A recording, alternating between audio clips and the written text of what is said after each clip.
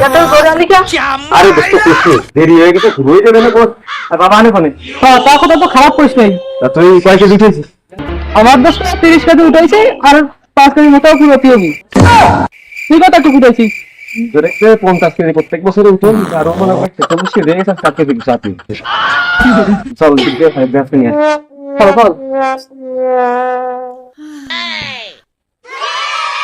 দাও বাবু দাও খানদানি গিফট নিয়ে আসছো, বিয়াতে শেষ হয়ে গেছে, তা 2 কেজি করে নিয়ে যাও।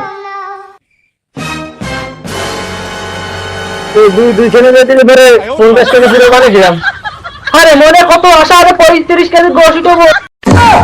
আরে এক কেনা দিছিস তাহলে 35 কেজি পুরো মানে কেরম?